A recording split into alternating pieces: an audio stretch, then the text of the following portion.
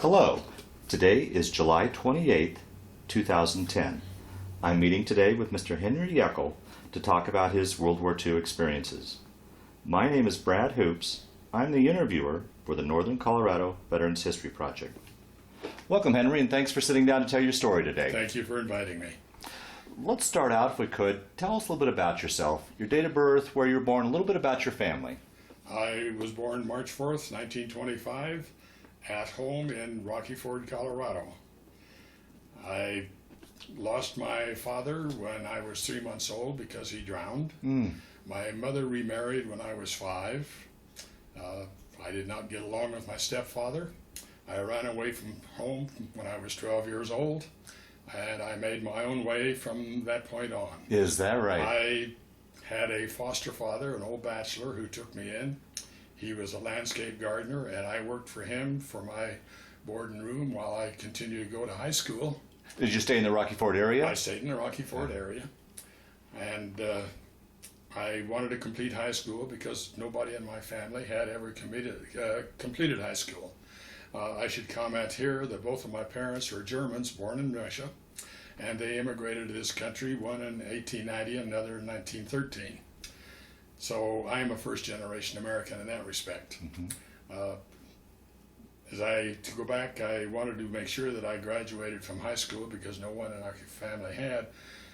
While I was in high school, the recruiters came around for the Army and Navy and tried to get as many people as they could to enlist before they graduated, with the promise that they would be left in school and would graduate. So you were in high school when Pearl Harbor was bombed? As a matter of fact, I was watching a movie on Sunday, December the 7th in Pearl Harbor, and I was 16 years old, so there's nothing I could do then. Right.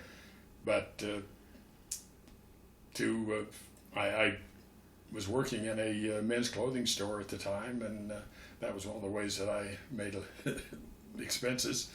But I was a little suspicious of the government, and I think rightly so, because it turned out after the boys enlisted in February, in March they were all called up.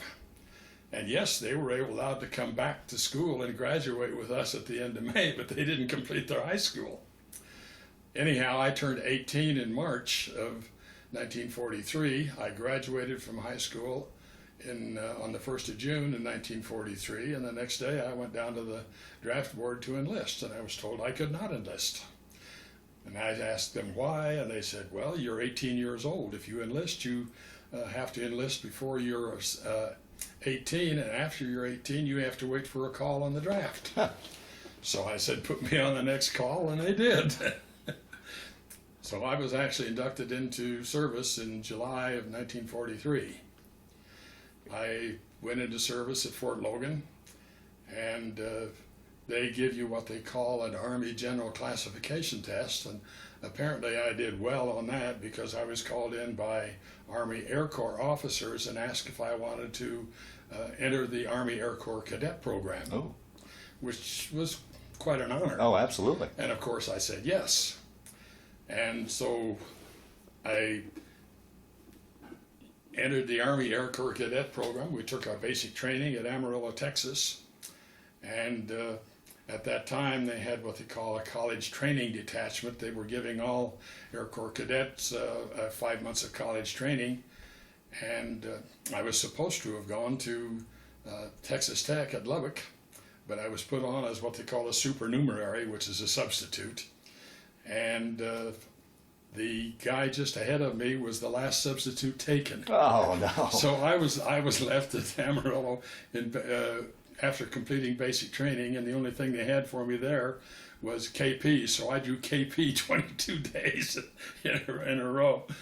Anyhow, they recovered my records, and in December of the same year, I was sent to Arizona State Teachers College, which is now Arizona State University. And the program there was 4 months of academic study, and then on the 5th month you were supposed to take flight training and complete your study before you went on to pre-flight. Well, on the 1st of April in 1944, we got our April Fool's joke. they called us in and says, fellas, we have all of the officers we need. You are now being transferred for the convenience of the government, which meant they washed out everybody, including the guys who had graduated the Saturday before. So anyhow, the next question is, you will be given preference at a tech school, so what tech school do you want? And my question is, what's the quickest way to get into the action? And that was gunnery school. So I volunteered for gunnery school, and I took gunnery school at Las Vegas Army Air Force Base. Interesting point there, the Stardust at that time was 2 miles out of Las Vegas instead of being on the strip. Right. But anyway, I completed my training there in June, and we were then sent to Lincoln, Nebraska for a staging area preparatory to taking pre-flight combat training, or combat training, not pre-flight, flight combat training. Mm-hmm. And for that I was sent to Sioux City, Iowa. And while in Lincoln, I went to a bowling alley and with a buddy of mine, and there were 2 girls bowling in a crowded bowling alley. And so we asked the girls if we could bowl with them, and they said yes. Well, one of those girls is now my wife. I'll be darned. Wow. We'll celebrate our 65th wedding anniversary in November. So anyhow, we then spent 13 weeks of combat training in Sioux City, and then I was sent back again to Lincoln. And at that point, we were given a brand new aircraft, which we were to fly to our field of operation. So had you been put into a crew by this point? You were put into a crew when we went to Sioux City. Okay. Because you trained as a crew. Okay. Now, the interesting thing is we trained as a crew of 10. When we left Lincoln to go overseas, we were a crew of 9 because they had stripped our bombardier. So we no longer had a bombardier. This was in October. We actually left in the early part of October, and we went to Bangor, Maine, Newfoundland, Ascension Island, Dakar, North Africa, Tripoli, and to Foggia, Italy. Oh, so you went the southern route. That was because we were ferrying an aircraft. Uh-huh. It would have been much farther actually to have gone to England and then gone back. Plus, we would have been over hostile territory Right. So that's how we went over. Now I've heard that flight in itself is pretty amazing. I mean, particularly like finding Ascension Island, which just a dot in the middle of nowhere, from what I understand. Well, I'm sorry, I said Ascension. Going over, we flew the Azores. Oh, okay. I did eventually wind up in Ascension Island, but it was on the way back. Oh, okay. I got a story on that one too. But anyway, when we got to now, Foggia is located in the spur on the boot heel of Italy.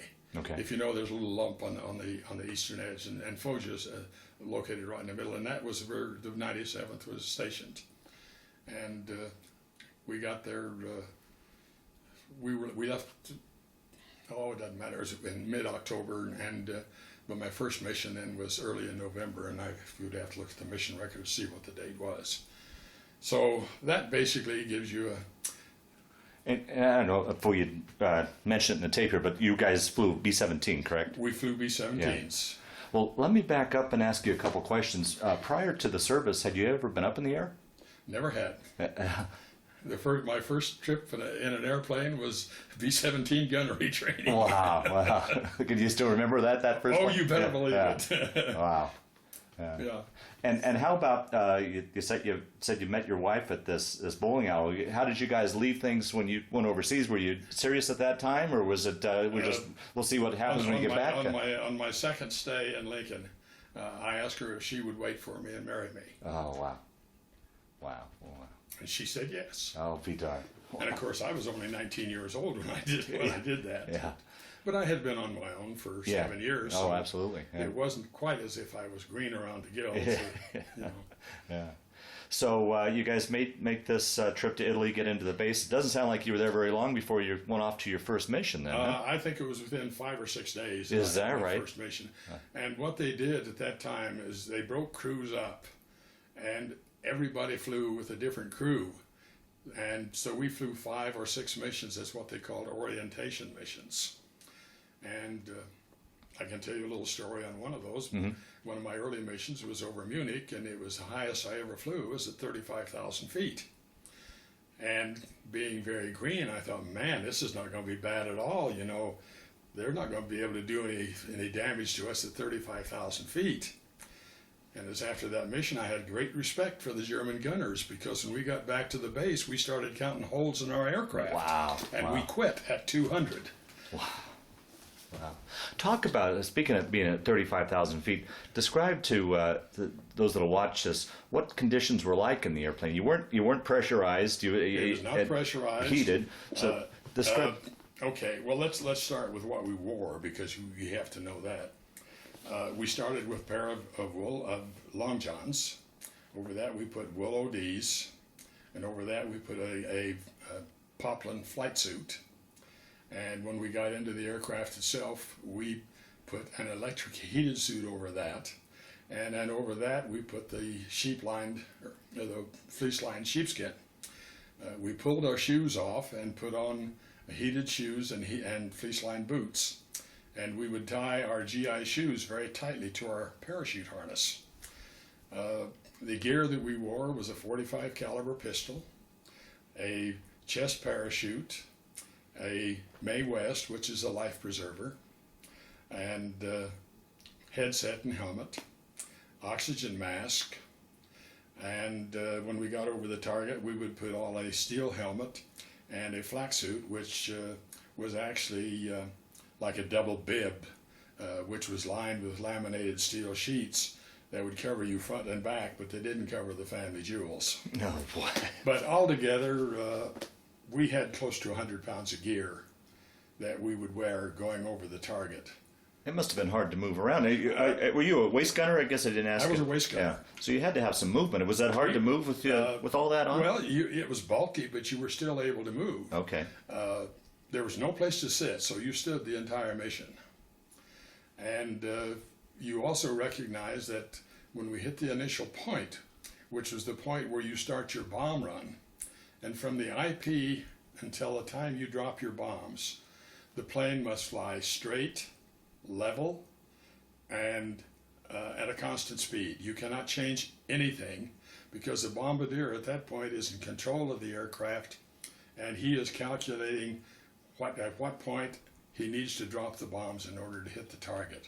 To do that, everything has to be constant. And so he has to know what the airspeed is, what the drift is, what your altitude is, the whole bit. But at the same time, when you get to that point, they open the bomb bay doors and you turn off your electrically heated suits, because they want to make sure that there is sufficient electrical power to release the electrical shackles on the bombs. Oh, jeez. So you got 190-mile-an-hour wind coming through the waist, and the only heat you have is residual heat in your clothing. And what I've read, it got as low as 45 to 60 below zero up there. Well, the thermometer we had was a dial thermometer, similar to what you would say a clock. And the zero on it would start at what would be roughly the 5 o'clock position on a watch. And as you rotated around, the 7 o'clock position would be zero. As you rotated around, the 5 o'clock position would be 60 below. And we have seen that needle go back over and hit zero. When we estimated, it was 80 below. Wow. But usually it was between 40 and 60 below. Yes, it was cold. But we, like I said, we had learned. It was much colder over Europe, and particularly over the Alps, than it was any place here in the United States. It was extremely cold over the Alps, and the Alps do extend into Austria and Hungary and the areas over there. So, does that answer your question? Yeah, yeah. So how many missions did you fly? Well, that's an interesting thing too, if I may digress a little. Sure. When I first went over, so many of our missions were very long. That is, they were over 750 miles, or they would last more than 8 hours back and over and back. And so any of those extra long missions, they counted as 2 missions. and you had to have 50 missions to come home.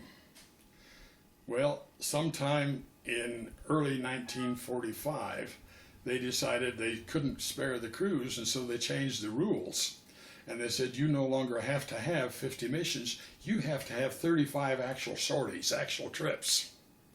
So as it wound up, I had 30 sorties. But if I'd converted it to missions, it was 54 missions. Wow. And the whole time were you guys based at the Hill, or did as we were the there? war? We were there, yeah, the entire time. Yeah. What were the base conditions like there? What was it like for living conditions and such? The crews were assigned to, I say crews, the crew members were assigned to 16-foot pyramidal tents. The 4 officers were assigned to one tent, and the enlisted men, there were 6 people to a tent. They were not assigned as crews, they were assigned as wherever space was available. So we didn't live together as crews, we only flew together, and even then it was haphazard. We tried to fly as often as possible as a crew, but to give you an idea of the way they flew, I had 30 missions, my tail gunner had 19. Huh. And it was because if they needed help in a crew, they would call you up. It didn't make any difference whether it was your crew or not. And for that same reason, we never flew the same plane twice. We did not have a plane with a name for 2 reasons. Number one, you never knew what you were going to have to fly. And number 2 was our planes always seemed to get so shot up so bad that they flew whatever was available. And if you'd have been assigned to a particular plane, you'd had to wait till it was repaired. Wow. And they couldn't do that. Wow. Huh. Well, as I pointed out to you, that when they put 200 holes in the ship, it's going to take a while to repair it. Yeah, right. Wow. Another example would be, are you familiar with the term Tokyo tank? I'm not, and please explain for myself and those that watch this. What they did, they found early in the war that the B-17 did not have the range that they needed, and so they modified some B-17s with tanks which they thought would try to get them from some distant bases to the Japanese islands or Tokyo. Well, those turned out to be an auxiliary tank out on the wingtips. Everybody called them Tokyo tanks, but they carried, I think, probably an extra 300, 500 gallons of gas. I don't know the capacity, but they were there. But they always said, don't transfer your gas out of your Tokyo tanks until after you get off the target. Because if you get hit in a Tokyo tank after you have drained it, it could explode. If there's fuel in the tank, it won't explode. Well, our attitude was a little different. Our attitude was that if you get hit in the tank and lose the fuel, you're not going to get home anyway because you're not going to have enough. So we always transferred. And sure enough, we got hit in the Tokyo tank one time, and it did explode, and it blew a hole about 3 feet in diameter in the wing. Wow. And it creates quite a shock, but we flew it back. So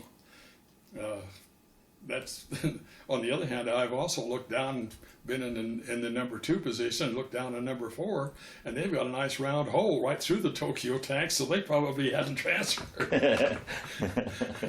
Wow. So, well, let's talk a little bit about some of your missions. I know there's probably no what you'd call an average mission. I imagine there were some milk runs and some really really bad ones. Talk about some of the missions that are memorable to you. Well, I have a number of interesting ones. We used to run what they call nuisance raids, and I explained to you that when they outfitted some of the planes with airborne radar, they would assign an operator to it, and they called that operator a Mickey operator. And occasionally, when the weather was too bad to fly, they would send up a single solitary plane just on a nuisance raid, and it would be a radar plane with a Mickey operator. And I drew one of those early on, and we were going up into Austria someplace, and it was supposed to have been overcast, so there'd be no danger of flak or fighters.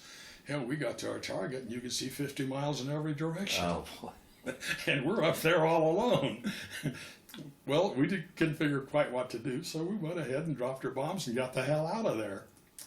I think a more interesting mission, and one that I still talk quite a bit about, is we had another one where we were supposed to have visual bombing at 17,000 feet, which is quite low for a B-17. Well, when we got in the target area, it wasn't visual. It was so overcast we could barely see the wingtips. And as we were headed into the target, all of a sudden we saw these gray shapes, gray blurs flashing by in the opposite direction. Some idiot had done a 180 and came back in formation and flew directly through our formation. Oh, boy. Well, our pilot pulled up, and we found out that a plane can climb with a full load of bombs at 90 miles an hour, because he did. And we didn't break out of the soup until we were at 29,000 feet. And we got up there, we were all alone. We figured that there had been mid-air collisions all the way through, and we were the only lucky ones to escape. And while we were flying around, we spotted another B-17.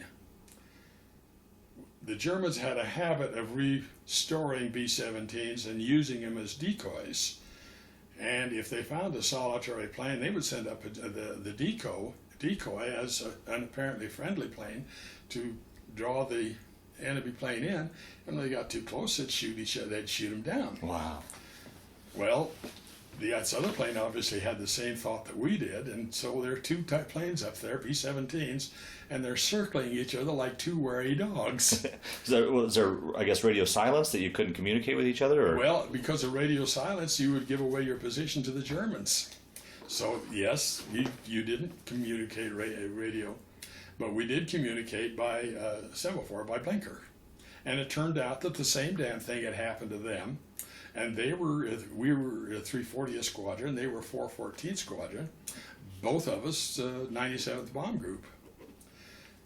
Well, we finally decided what we better do. As it turned out, they had a bombardier and we didn't. All we had was a photographer.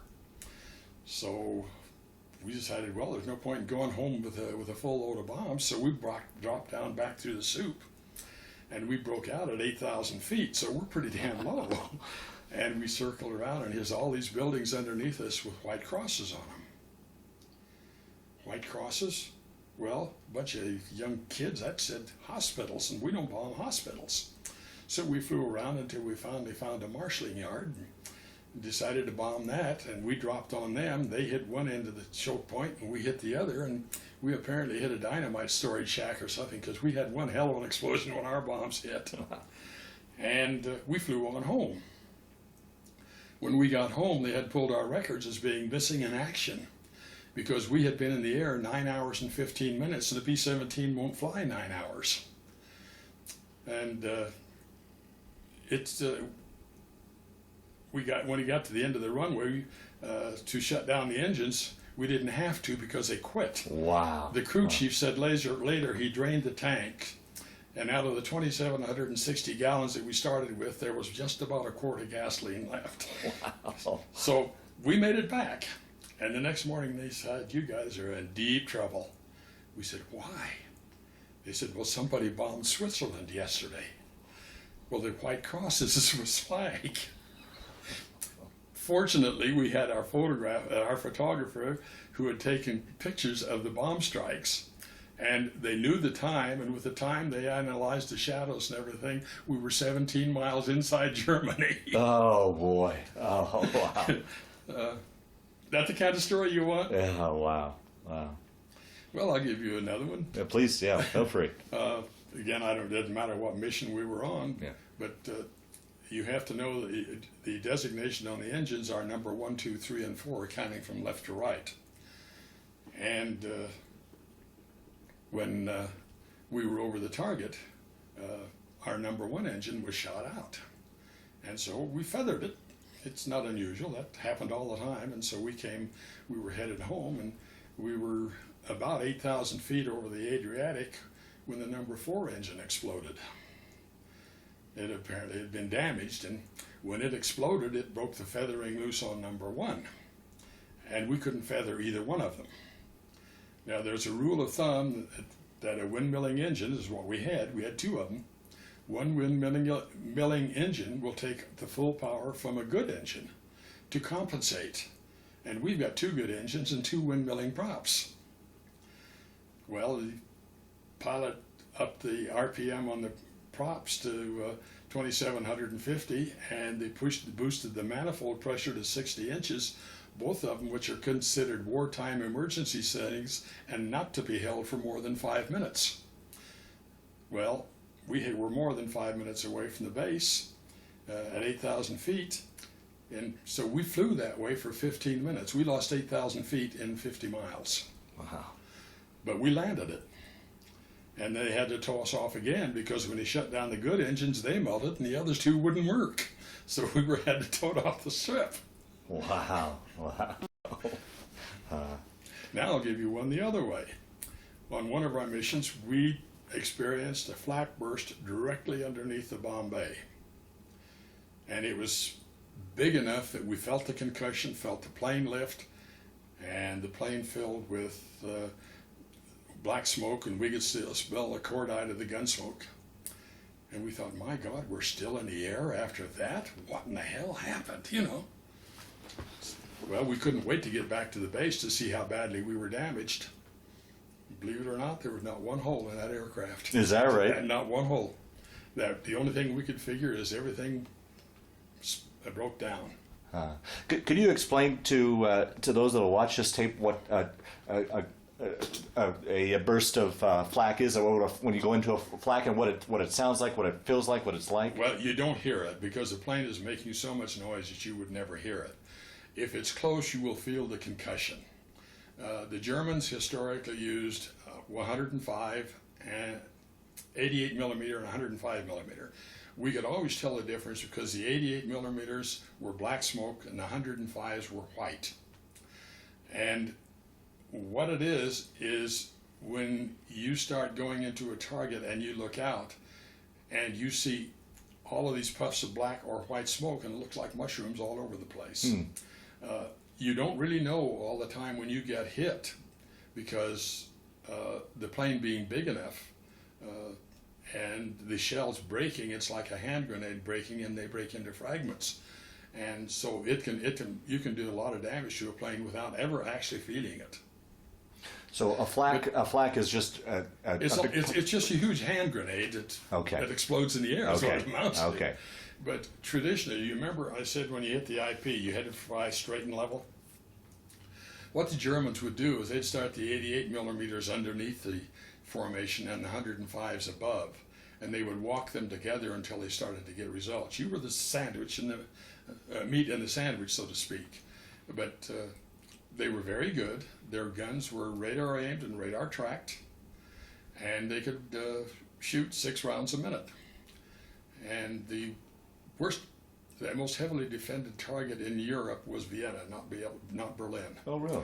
And it was because there was a concentration of that area. I say it should say Vienna area. There was a concentration of refineries in that area, and refineries were a primary target for us because we knew if we could get them where they couldn't move, we could beat them. Mm-hmm. So our last report that we got from intelligence was there were 746 aircraft emplacements around Venice, or around Vienna. But they turned out that they were wrong.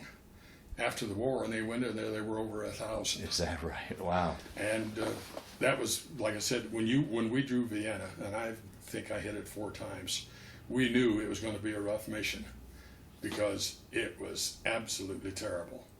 Now, since we're talking about flak, I've got another story for you. This time the date is important. Okay. There was a refinery at Brux, Czechoslovakia. And we drew the mission on Christmas Day in 1944 to bomb that refinery in Brux. And as I told you before, the Germans would shoot black and white flak at us, and you could tell what it was. Not on Christmas Day. The flak that day was red and green. Is that right? They shot red and green flak on Christmas Day. And that's not in the record, by the way, but it's kind of funny. I talked to our pilot about 2 years ago, and that was one of the things that he still remembered, was the red and green flak. on Christmas Day. In addition to flak, were you at this point in the war? Were you harassed by a lot of fighters, or were they pretty much out of the war by that point? They were pretty much out of the war.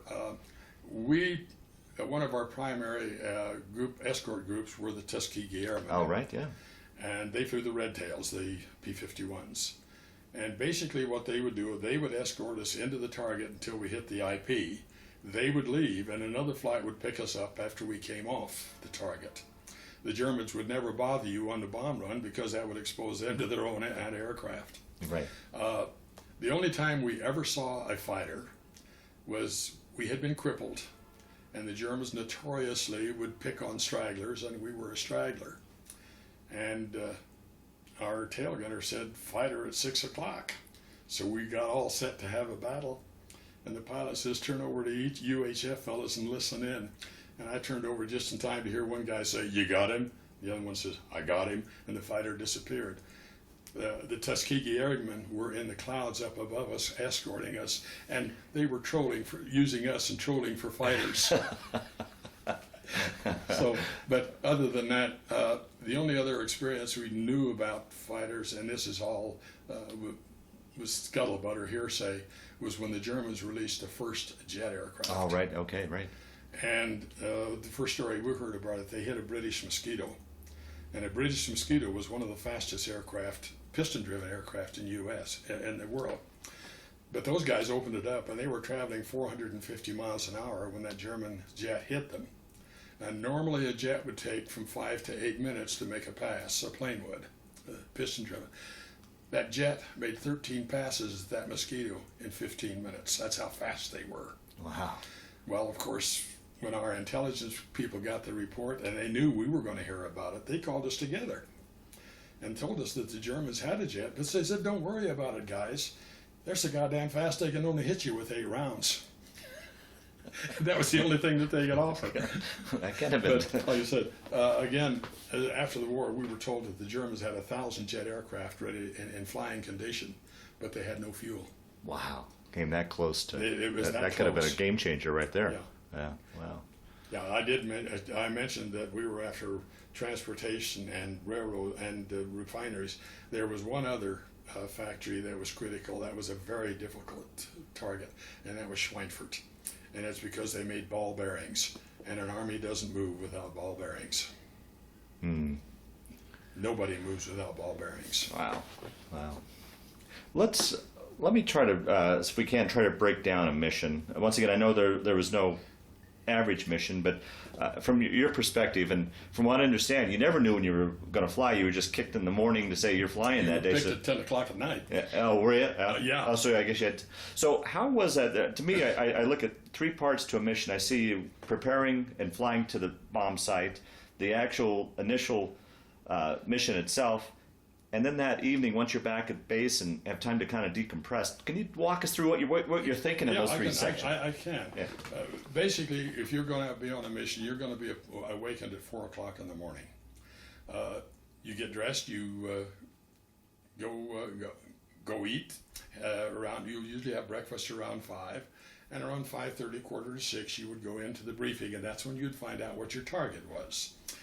And after briefing, then we would be sent out to the aircraft, and the navigator and bombardier and those guys would do whatever they had to do. But the crew itself, we would have to break down all of the guns and clean them, and make sure that they were in operating condition.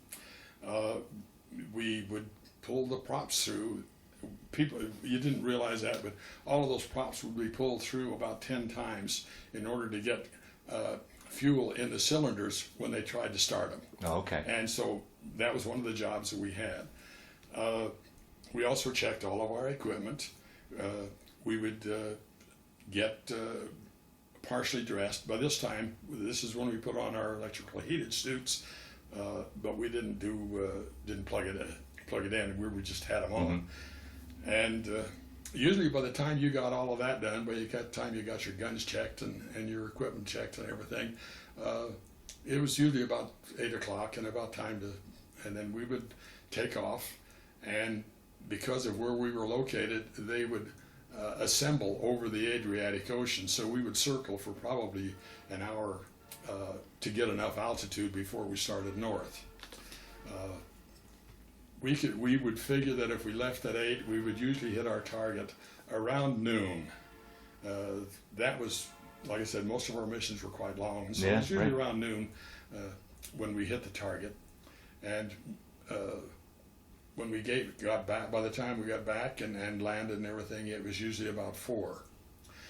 We would generally be met by some Red Cross women with coffee and donuts, which would be the first thing that we'd have to eat since we had breakfast in the morning, since we didn't eat on our missions. Right. And then we would go to debriefing, where they would debrief us to find out any observations that we had and if there was anything special that they should know. And then we'd go on back and get a little bit of rest before we went to chow that night. But we usually had to stay up until 10 o'clock at night to find out if we were on the next day's mission.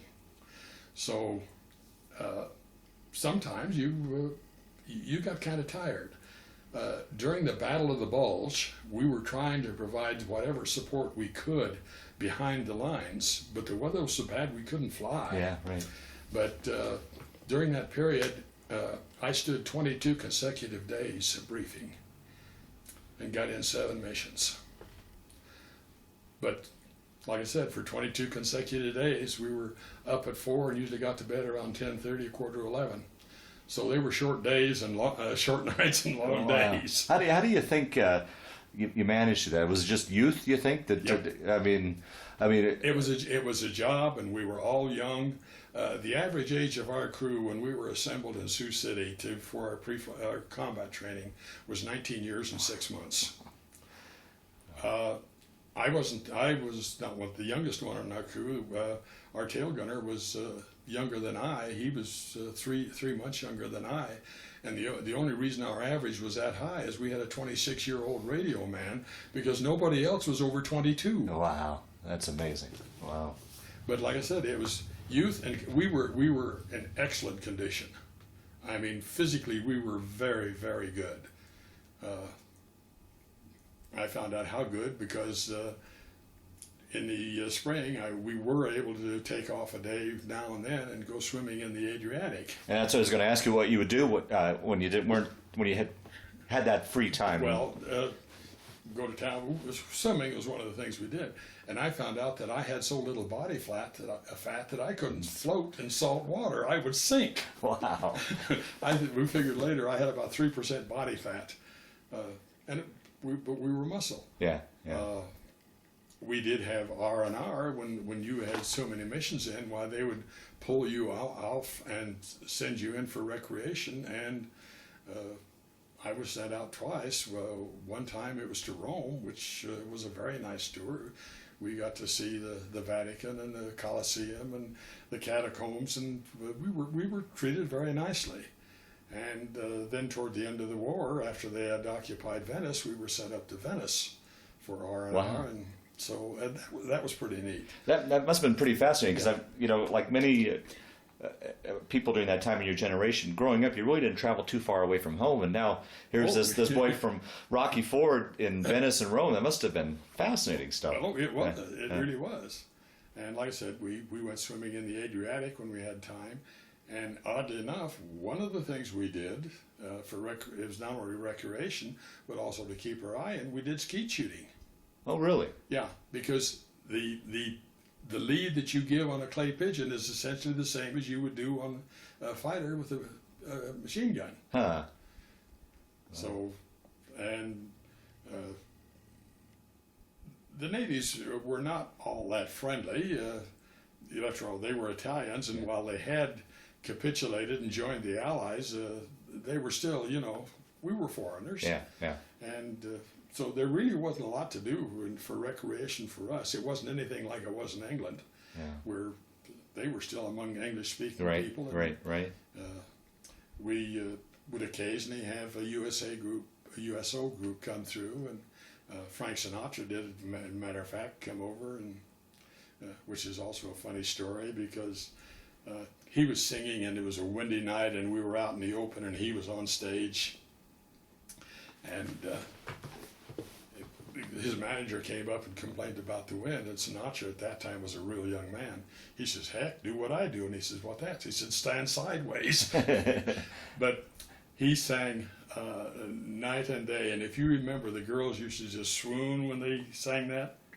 Well, we got 3,000 GIs sitting out there in an open area, and he sang night and day, and I don't know why, but universally all of those GIs, when he got to that swoon part, they went, and we broke him up right on stage. You know, he was not expecting anything like that.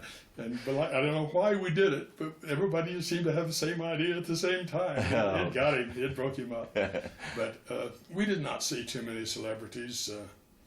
We had, there was a Negro black choir that's known as a Wings Over Jordan choir, and they were really excellent. They came to our base and they sang for the church services one day. And after the church services, I walked up and asked them if it would be possible that they could come back for Easter. And the padre, the chaplain, said, oh, we thought that would be a great idea. And by gosh, they did. They came back and sang for Easter services for us. Really a marvelous group. And there again, this is another thing. That's one of the questions you want to ask. How did people feel? Were they religious? Yes. The church services were very well attended.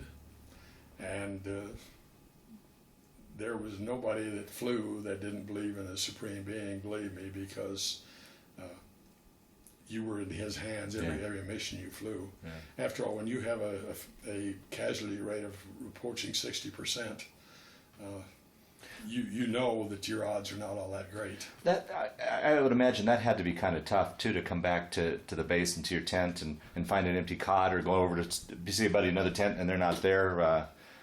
The thing that bothers me the most today, and I still think about it. Remember, I told you they randomly assigned people to tents. We had a young man assigned to our tent, and he was there 2 days. And on the second day, or third day, he was called up to fly a mission. And when he woke up, he said, I don't want to go, I don't want to go. And he was shot down that day. We didn't have a chance to get acquainted. That was the only person that was ever lost out of our tent. I had friends from other crews lost, but that was the only one. But I felt badly to this day that we didn't even have a chance to get acquainted before he was gone. Wow. Another one that bothered me is one of the men that we knew fairly well completed his 50 missions. He was going to go home, and the night he completed his 50th mission, he hung himself. Wow. Now, today they'd say that's traumatic stress. Yeah. But they had no answer for it then.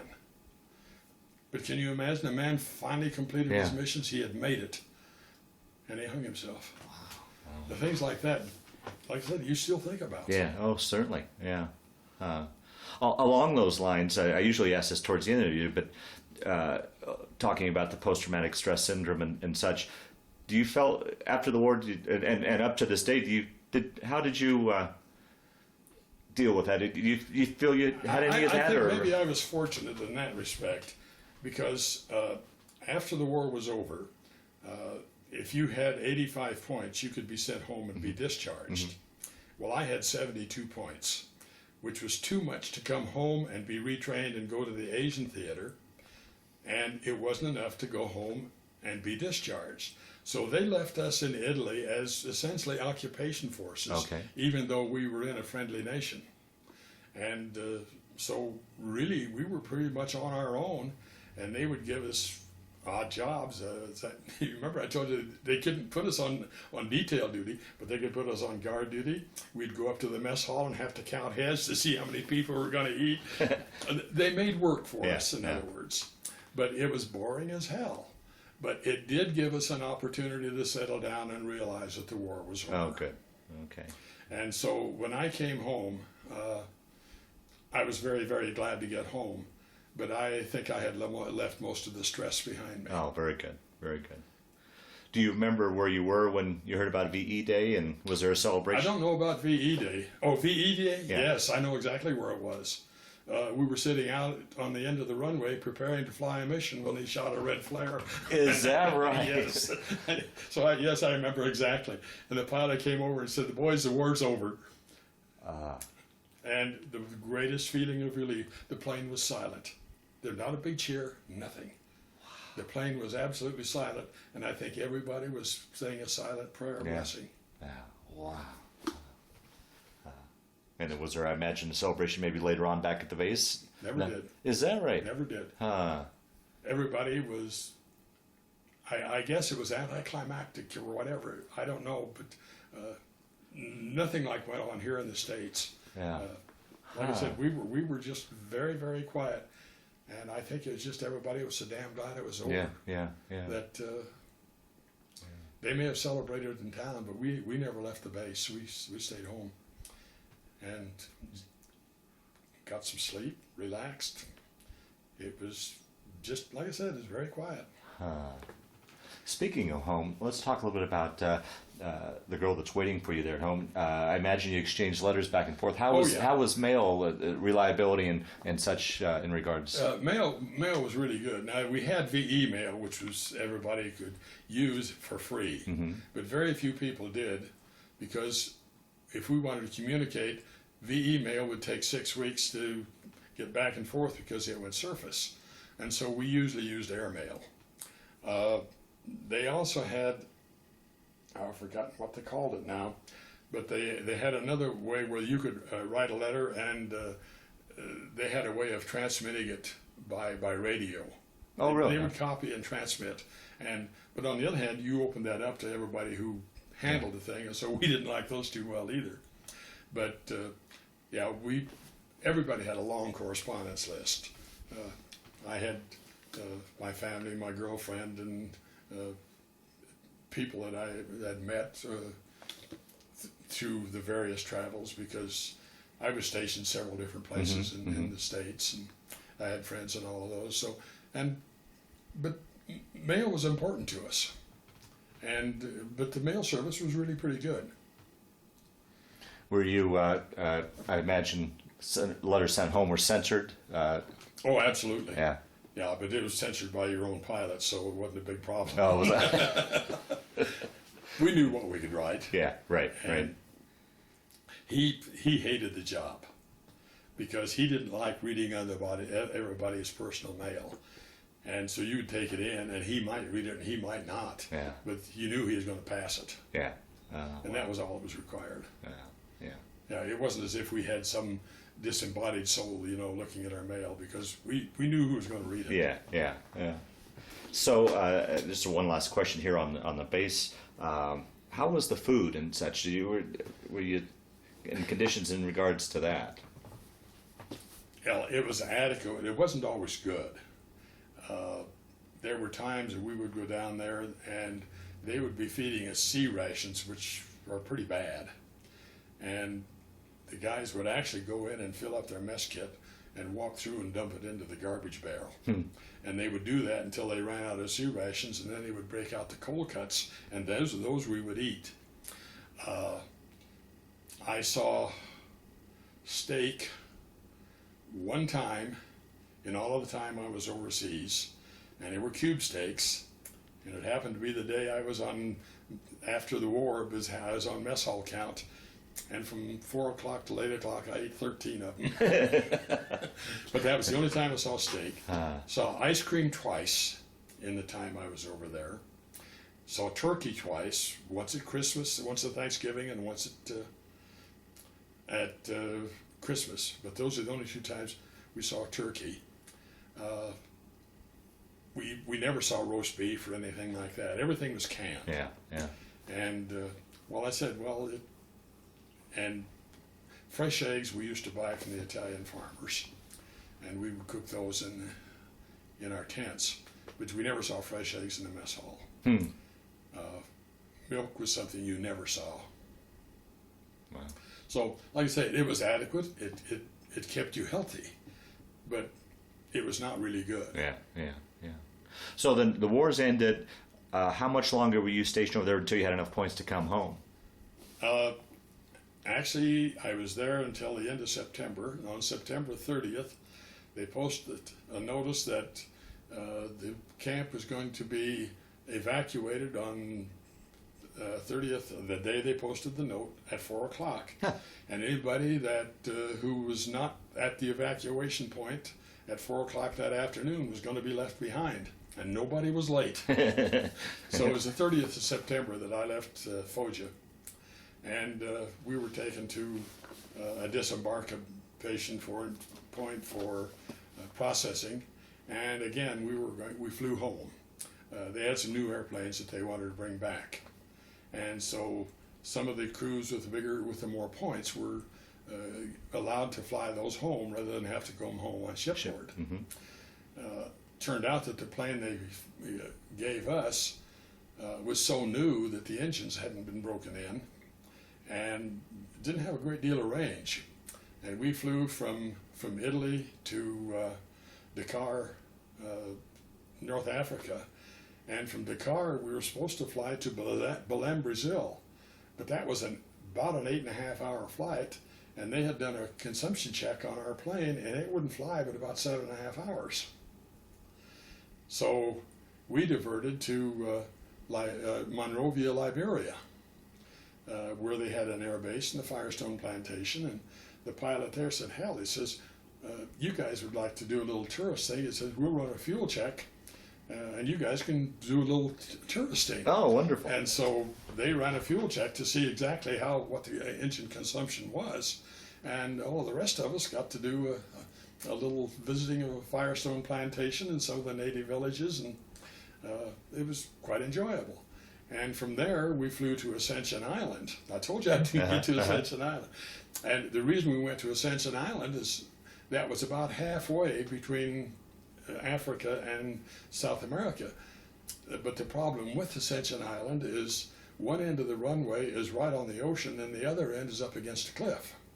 And there's a hump in the middle. And if you hit it wrong, you wind up, if you hit it too fast or too far down the runway, you will wind up into the cliff.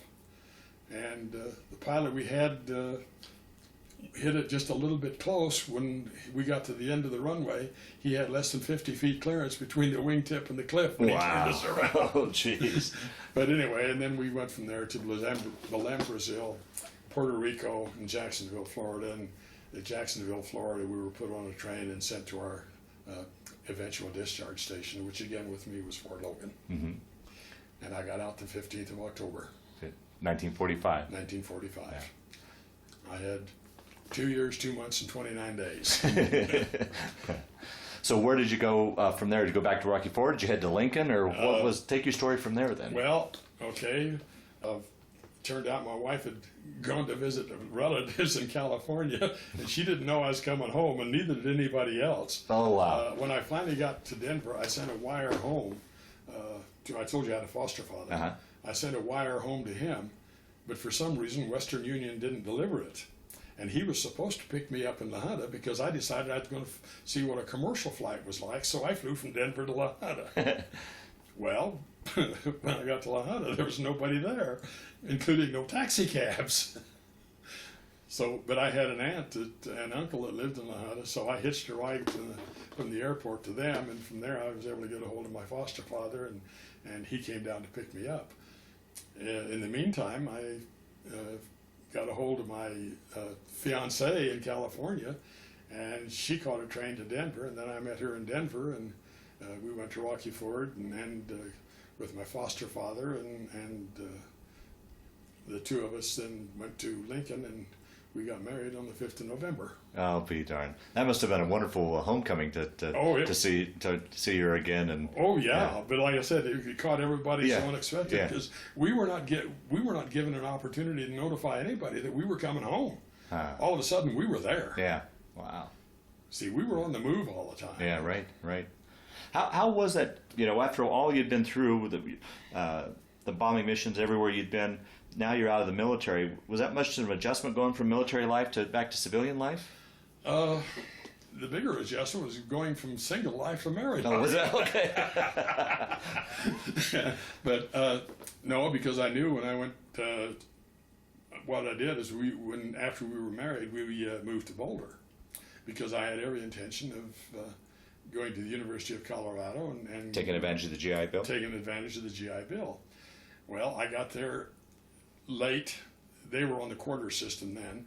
I got there too late for the fall quarter and too early for the winter quarter, so I went to work for a used furniture store, and I worked for him for about 2 weeks, and then I got sick, and I couldn't work. I got the flu, and so he let me go.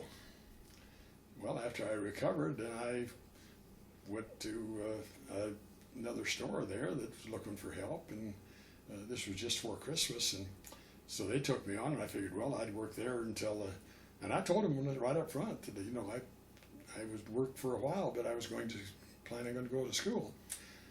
Well, by the time February rolled around and I could enroll for the winter quarter, he liked me pretty well. I went ahead and enrolled, but now you understand, I've worked for this man for 45 days, and when I enrolled in school, I told him I was going to have to leave. He says, well, would you like to work part-time? And I said, but the only time I'm going to have available is night. He says, I'll give you a key to the store. Now, this is $500,000 worth of merchandise, which was a lot of money in 1945. Yeah. And I said, you'd do that? And he says, yeah, I would. And after about 6 weeks, I was in school, and he called me in, and he said, I've got a better idea for you. He said, I like you, and I think you would make a success in this business. I'd like you to go drop school and go in on the job training, and I'll make it worth your while. He says, I'll guarantee you $300 a month, which again, now you don't know this, but in 1946, $300 a month was a pretty damn good job because most people were working for $1,800. Yeah. Well, all I could see was the money on the tree right then, so I took it. Unfortunately, 3 months later, VA came with a ceiling of $200 a month. And I had squandered too much of my GI Bill to go back to school, so I stayed on the job training, and I stayed there for 13 years. I wound up as assistant manager at Brooks Faber. That's who it was. And I left Brooks Faber in 1958 because by that time Brooks had sold the store to Jim Yeager, who was an ex-football coach for CU. But Jim Yeager had a son in Dartmouth majoring in economics, and you know whose place he was going to take. Yeah, you bet. Yeah. So at that point in time, I quit my position there and took an exam at the post office, and I worked at the post office then for 3.5 years. And I wound up there as a window clerk at the post office, and they made a mistake and put me on a general delivery window with an hour-and-a-half lunch. What the hell do you do and kill time with an hour-and-a-half lunch? Well, it so happens the personnel office for the National Bureau of Standards was just 2 blocks away. So I thought, what the hell, I got nothing to do, I'll go apply for a job at NBS. Well, I applied for the job, and normally you don't hear from those people for anywhere from 90 to 120 days. 10 days later, I got a job offer. And it was a pay cut from what I was making at the post office. But the possibility of the advancements were so much better that I gave the post office 2 weeks' notice and went to work for the National Bureau of Standards as a purchasing agent. And like I said, I took a pay cut. 90 days later, I got a promotion which got me the pay cut back plus, and that's where I stayed then from 1961 until 1984 when I retired. I'll be done.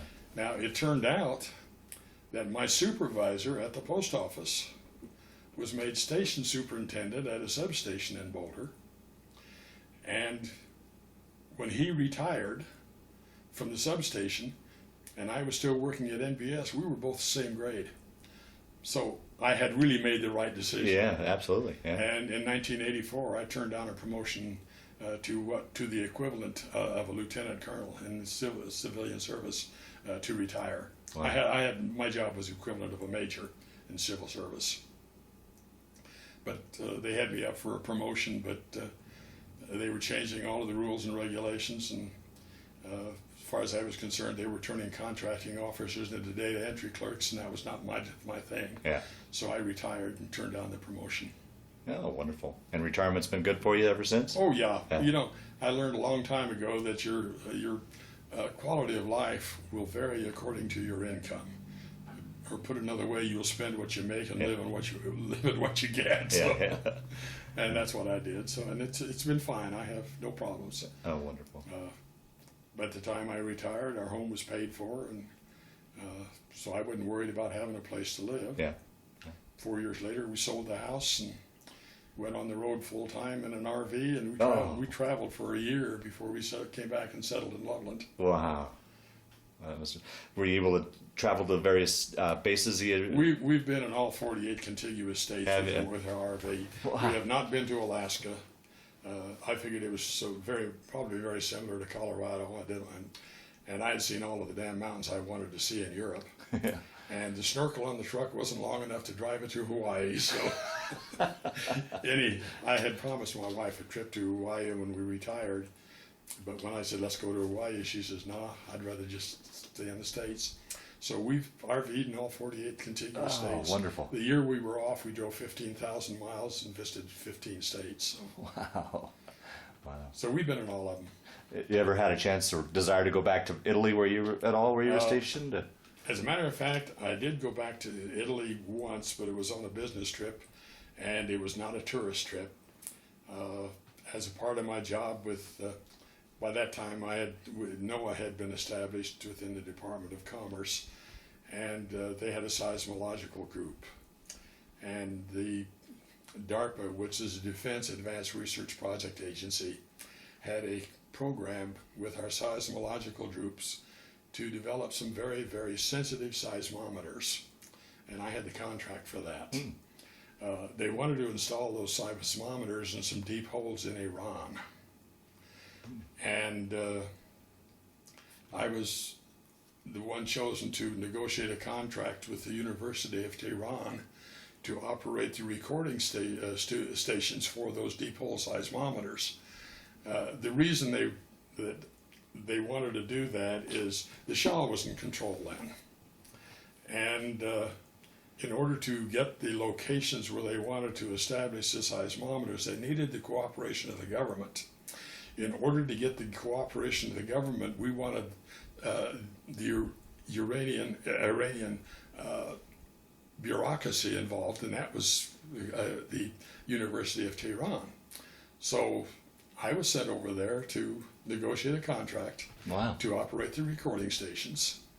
Well, it was important because those seismometers were so sensitive that they were going to be buried 3,000 feet deep. But at that depth, they could detect a cow walking across the surface. So they were very sensitive. Wow. And they were to be automated, and we needed somebody to monitor the recordings and stuff. And in the process, I went through Frankfurt and Beirut and into Tehran. Coming back, I spent one day in Rome on a return trip. Now, the interesting thing about that particular contract is the contract I spent 10 days negotiating the contract, and it was for $55,000. 10 days for 55. Well, yeah, but we had $3 million worth of seismometers going in there.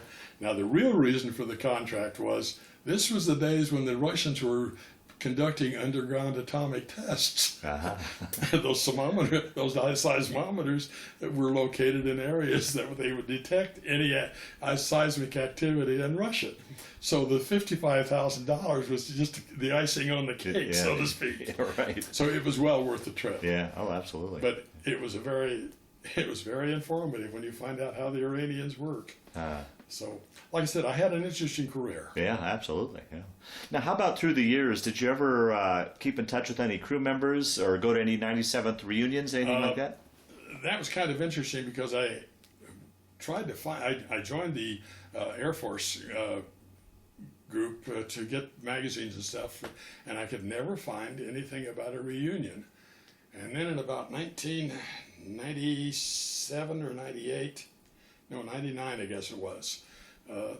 My daughter-in-law in Brownsville asked my son, what group was your dad in? And he said, the 97th. Why? She says, they're having a reunion in Cincinnati. And he called me. And they had the information as to who to contact, and I contacted the guy and asked him about it. And he says, yeah, and told me what the membership was. 2 days later, I got a call from our navigator, Stan. I'll be darned. Because he had been in, was instrumental in putting that publication together. A lot of the pictures in there are taken with a camera that I had over in Italy. Wow. The picture that I showed you, it was my camera took the picture, and it was our co-pilot that took it. But anyway, as a result of that, I got in touch with Stan, and then I got my daughter on the internet, and she located a co-pilot. And through the 97th reunion group, I located the tail gunner and also located my pilot. Wow. The only one we couldn't locate, the armor, who was Hanson, the radio man, and the ball turret gunner. But yeah, the rest of us have gotten in touch, and as far as I know, I haven't talked to anybody recently, but as far as I know, all 5 of us are still alive, which isn't bad. 5 out of a 9-man crew. That's right. That's right. Yeah, the pilot was the best. Pilot Willis Fay was the best man at my wedding. Oh, is that right? Yeah. Oh, wow. So, Speaking of family, how many children do you have? Grandchildren, great-grandchildren? well, I have 3 children, and I have. It's kind of difficult now when you start talking about. I have 3 grandchildren by natural birth, and I really don't know how many grandchildren I have as step-grandchildren. The reason being that my son married a woman who had 2 daughters, and my daughter has been married twice, and both of these gentlemen had children. Okay. And like I said, I don't know. Yeah. Great grandchildren, I've got 4. Okay.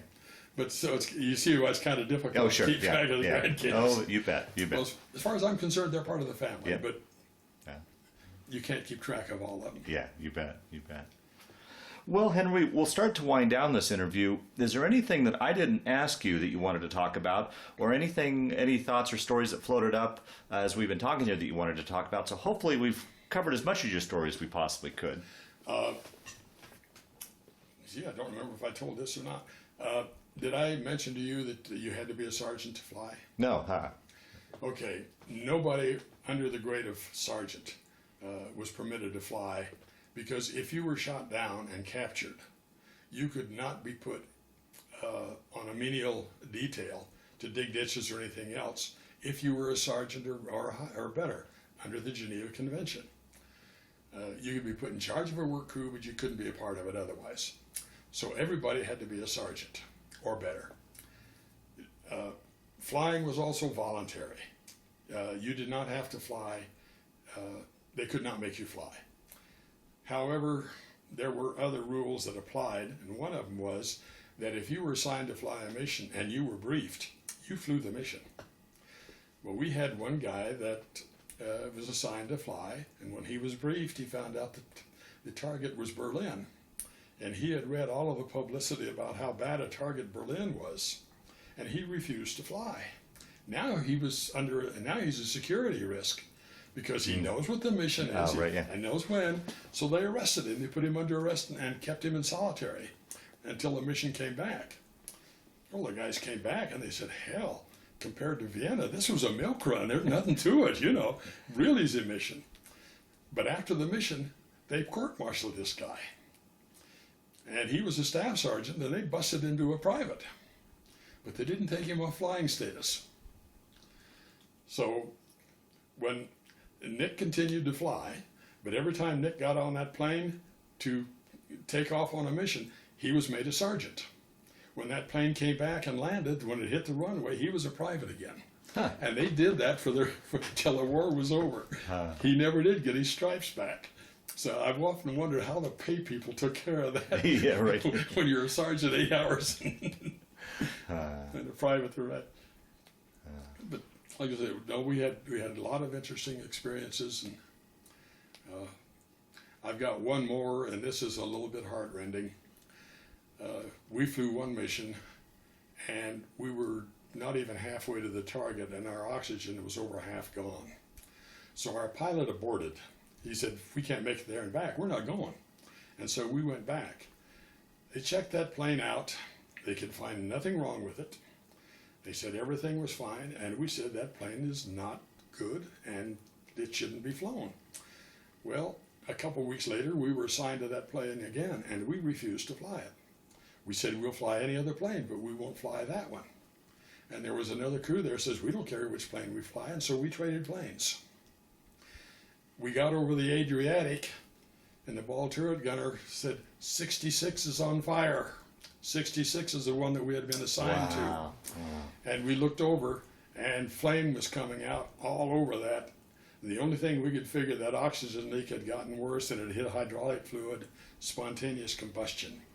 But the worst thing is we only saw 7 chutes come out of that plane. And the worst of that is in February, you don't bail out over the Adriatic when you're out, because air-sea rescue doesn't stand a hell of a good chance of getting there. So we really feel that The whole crew was lost. the whole crew was lost, all because, and it could have been us. Yeah. Oh, jeez. So, but those kind of things stick with you. Yeah. Oh, yeah. And that's my last. Usually, related to my last question I like to ask with these interviews. How do you think your experience played a role in your life, affected your life, changed your life at all to that time period, or was it just simply a chapter in your life that you went through? How would you answer that? Well, I always feel that that was a duty and an obligation that I had to fulfill, and I felt that I did it. I did reap a lot of benefit from that because certainly the jobs that I got with the government, my veterans preference was important. Indirectly, the job I got in purchasing came about because of my on-the-job training under the GI Bill. So yes, I benefited a great deal, but by the same token, I feel that the government benefited because I gave them everything that I could possibly give them. Absolutely. Yeah. And I still feel that way today. I feel that every citizen has a duty and an obligation to protect this country. And I get really pissed off at these people who badmouth the government when they are benefiting so greatly from it. Yeah. Yeah. Yeah. It's something you have to work at. The government isn't perfect. We know that. Yeah. But and I feel so bad for the guys in Afghanistan and Iraq because they are faced with an impossible situation. They can't really fight an all-out war, and they can't get the hell out of there. Yeah. Yeah. Yeah. And that's a no-win situation. Yeah. And I feel bad for the Korean guys, the vets, because they were ignored when they came back. And war is a very personal thing. You have to when you're in combat, it becomes very, very personal. And there is no such thing as a small war for the individual fighting it. Yeah. Right. Right. I don't know how you feel about it, but that's.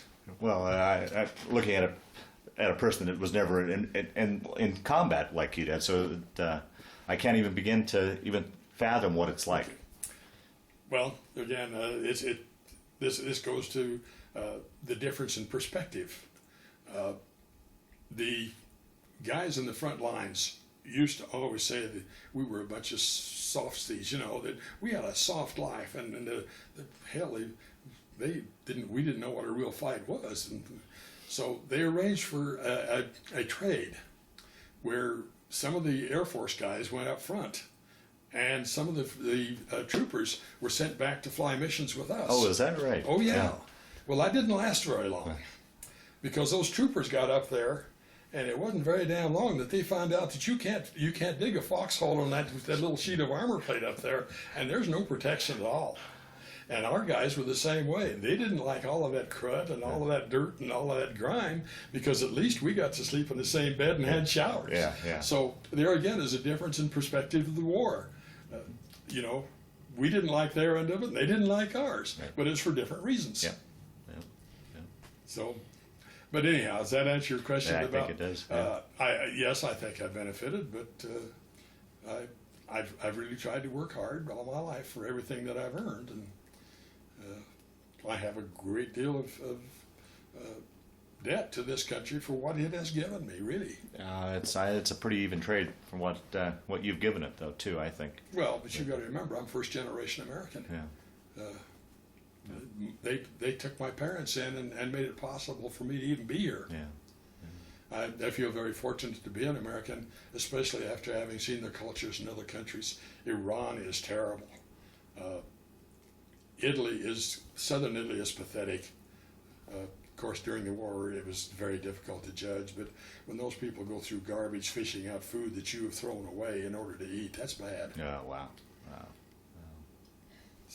Well, Henry, I want to thank you for sitting down to tell your story today, but more importantly, I want to thank you for your service to our country. Well, thank you very much, and thank you for having me. Henry, after we shut down this interview, we were talking here a minute, and you told another very fascinating story that I felt that we need to turn this back on and put on tape. Could you please retell this story again? Okay. Well, as a means of confusing the German radar, we threw out strips of foil that were just like the icicles that you hang on a Christmas tree. And what they were bundles about 12 inches long, and you'd throw them out a hatch in the bottom of the aircraft, and then they would break and scatter, and they would give the German radar a false echo. Well, the boxes came in about 2 feet square and maybe 2 feet high, but to throw it out, the right waist gunner would have to be down on his knees, and it was difficult for them to reach down into the box to pick up the chaff. So the left waist gunner would stand, and he would reach down into the box, pick up the chaff, and hand it to the right waist gunner, and that way we were coordinated. Well, this one time I reached for the chaff and got it back, and when I looked at it, instead of being 12 inches long, it was about 4 inches long, and I looked up at the other waist gunner, and he had the other piece of the chaff. The piece of flak had come up through the bottom of that box of chaff and cut it off right between our hands. It hit his flak suit in the left shoulder, went on, bounced up, cut the lead in off to his headset, and then went out through the space in the control cables about an inch wide, but fortunately it didn't cut him because we'd lost control of the aircraft.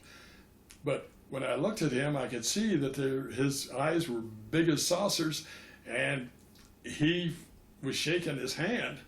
And so I looked, I thought, well, maybe he's hurt. So I called the radio man, and I said, Chuck, I think we've got a man hurt here. I'm not sure, but I'm going to send him up to you. So I sent him up, and the first aid kit was in the radio room, so the guy went up there, and sure enough, apparently he just nicked the end of his middle finger, and it was bleeding a little bit, so Chuck got the first aid kit out, and there was a roll of gauze in there, and he wrapped it up, and after he got it covered, he reached into the first aid kit for the scissors. But somebody had stolen the scissors out of the first aid kit, so he had no way to cut the gauze. So he wrapped that whole roll of gauze around that guy's middle finger. Well, when we get back to the base, the pilot radios in and we got wounded aboard. And the reason he did that is wounded don't have to go into a landing pattern. They get a direct shot at landing, and they get in early. So we had wounded aboard. So when we land and get to the end of the runway, there's an ambulance out there and the medic and everything, and he says, "Where's your wounded? Where's your wounded?" And this guy walks out, and he's got his hand up in the air with that great big ball of gauze on the end of it. The medic looks at him and says, "You son of a bitch." Jumps in the ambulance and takes off.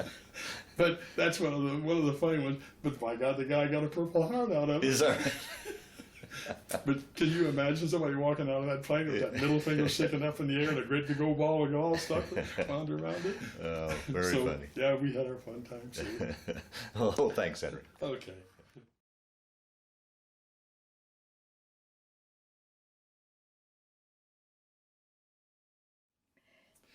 After service, that's what I looked like. So it was taken after... After service, after I got out of service. Okay. Jake Van Koolen and me, when I was on leave, getting ready to go back overseas. On leave, getting ready to go back overseas and enjoying the park. That's me calling the dog in front of the Apollo Apartments in Lincoln, Nebraska. Mary Davis and me on the day that we became engaged, and just before I left for overseas, in the front of the apartments in the Apollo Apartments in Lincoln, Nebraska. My brother George and me in front of our tent in Foggia, Italy. You met him over there, or He was in service over there, the engineers in the front line up north. is that right? Yep. And how did you guys manage to meet? Through letters. Through letters, yeah. Yeah, and he got leave and came down to see me. I forgot to ask you in the front part of the interview. Any other brothers or sisters? In service? No. When I was talking about your family, any other siblings? Yeah, as a matter of fact, there were 8 of us altogether, and 3 from my father and 5 from my stepfather. But my brother and I were the 2 that were in service together. Had a half-brother who was in the Korean War, and my son was in service during the Vietnamese War. Oh, wow. So and my father was a medic in World War I. Wow. And I lost an uncle in World War I because of the flu. He went to France, and the day he landed in France, he died of the flu. Wow. So, yeah, our family has had some military service. Yeah, I guess so. Yes, it has. Now, that leads to an interesting question. After going through your experience in the military, what were your thoughts and feelings about your son? I mean, concerns there at all with him? No, I felt that he had a duty to serve his country the same as the rest of his family had done. Certainly I worried about him. Yeah. But it turned out that he joined the Air Corps, but because he was colorblind, he couldn't fly, and so they put him in airport maintenance, and so at that point he was really out of danger. Oh, good. That is me and Nick, and I can't remember his last name, in front of our tent in Foggia, Italy.